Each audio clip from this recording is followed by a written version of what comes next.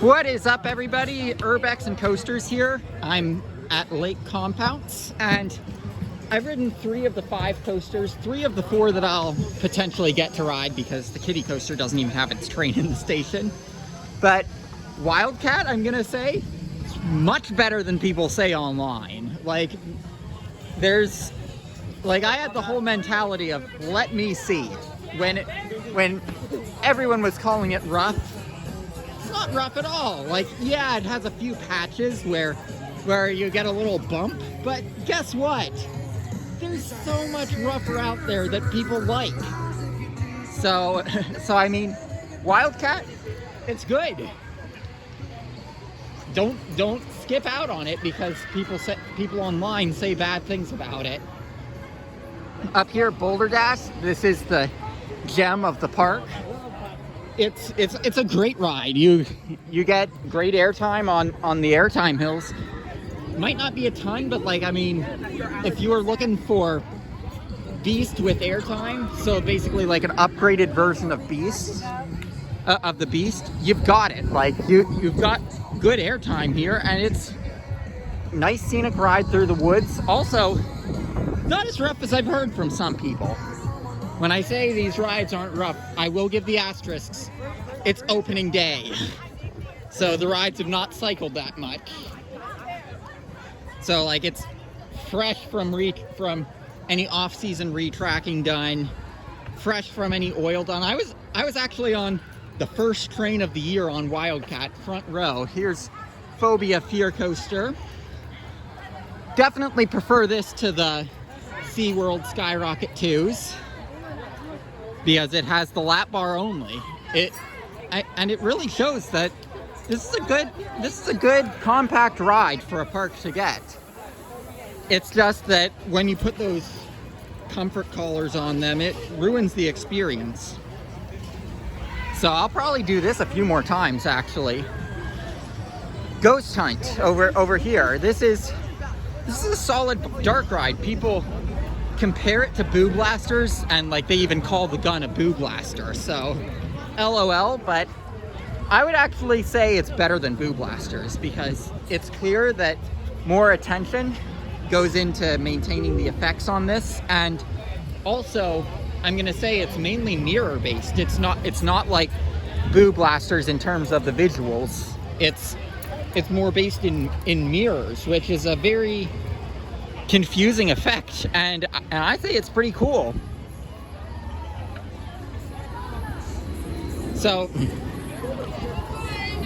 continuing through the park, over here we have Thunder and Lightning, which of course sadly is not open.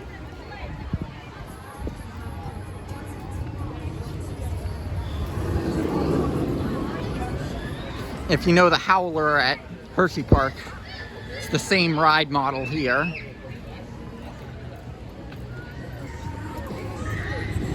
Ooh, they've got a fairly good price on that Sky Coaster. It's not Kings Island price on a uncrowded day, but it's a good price that they've got.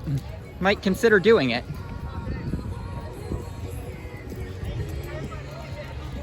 Because I enjoy those things. Got a pirate ship here. The other side of it, you can see when it operates, it has a cool water visual. It's not gonna open when I'm here. No.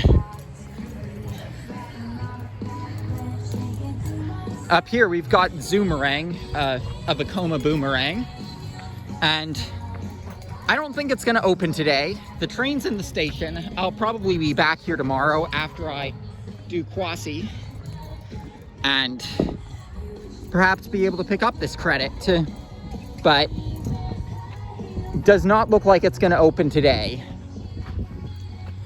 Over here you've got the flyers, and these are Bishirako flyers like the Knoebels flyer, but unfortunately this doesn't run as fast, but you can still get a pretty good range of motion because Bishirako left a bigger range of motion than Larson did, and I believe this is the model from both Westview Park and Kennywood according to Wikipedia.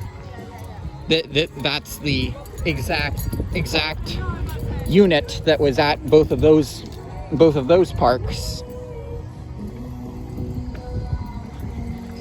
And it dates back to the 1920s. So that's a cool classic to have that here. Again, here's Zoomerang and Zoomer's Gas and Go. That's your turnpike. And I will say, for like, I mean, this is probably my second favorite turnpike cars ride that I've done, the Zoomer's Gas and Go, because it has a horn. So and they'll put music on the cars, and you can interact with the music using your horn. And you can interact with other drivers using your horn. The one I would say I put above it is Dutch Wonderland because of the location of that turnpike cars ride. But the turnpike cars ride here, pretty good.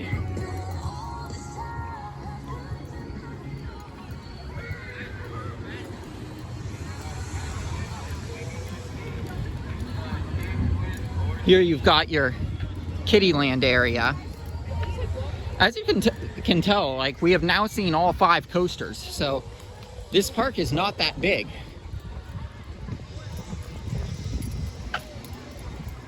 But I'm gonna show you the Kiddie coaster because it's the same model as Little Phantom, and I know for some reason that ride has become a meme. But even though it's not gonna operate in the time when I'm here, obviously, because there isn't even a train in the station where it could, but I think it's cool how there's actually the hill in the middle of it, so that it looks more unique than just an oval when you're on the ride. I think it's cool that they did that.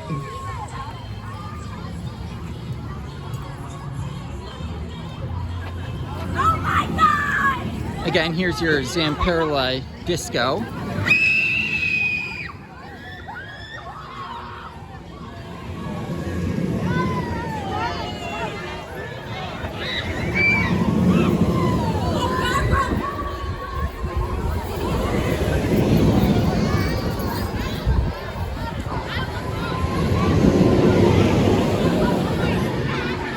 I will say, if you're noticing the crowds, and you heard me say it's opening day, yeah, they scheduled like 100 school field trips for opening day, so pretty frustrated by that. I'll just say that. like I sent out a tweet about the fact that I was here, and the fact that it's very much the tale of 2 experiences in just one day, because in the morning when I got here around opening, there was no one here, and I did a couple laps around the park. I didn't get to do Wildcat in that time because, well, it wasn't open yet. But like I did a couple laps around the park, multiple rides on Boulder Dash, and so like that was a great couple hours, and then all of these field trips show up.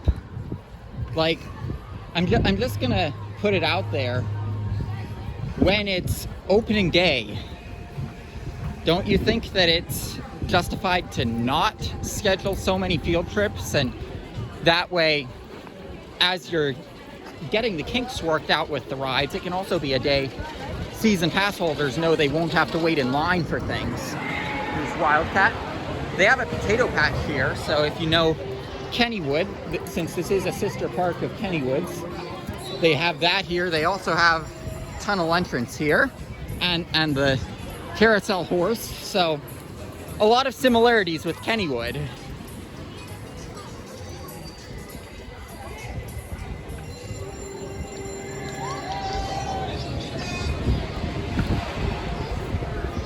And I mean, they've been sister parks since the mid-90s, so it makes sense that there are a lot of similarities with the little things. Here's another look at Wildcat.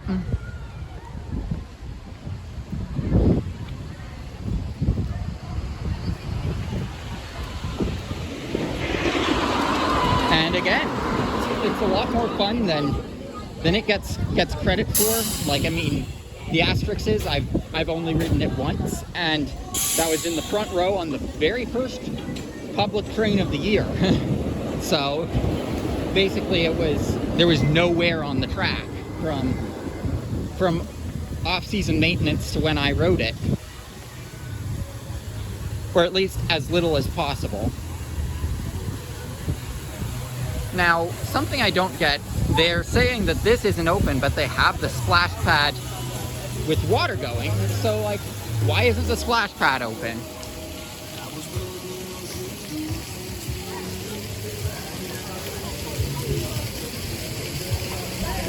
But I think this walkthrough has actually taken less time than our walkthrough through Sylvan Beach.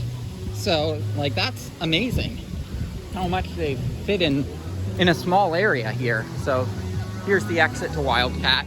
There's some of Boulder Dash. We'll walk back the path to take the good pictures of Boulder Dash. Oh, and of course here's the classic Carousel, and I'm gonna say I was a little bit disappointed by this Carousel because, I mean, they have you can see the band organ that they have. Like, I'm also very much into those as a passion, and like, I'm a composer outside of being a coaster enthusiast, and I use MIDI in my compositions, and knowing that those band organs are what MIDI evolved from, like it's frustrating that they're using speakers and not using the band organ. And I asked the operator if they ever use it, and he said they don't. So I mean, that's disappointing. Like, I mean, it's a Loof Carousel like the one at Santa Cruz, but there aren't all the extras that come with the one at Santa Cruz, to say the least. You can't get back all that far on this path to look at Boulder Dash, but here we can get a good shot of the train.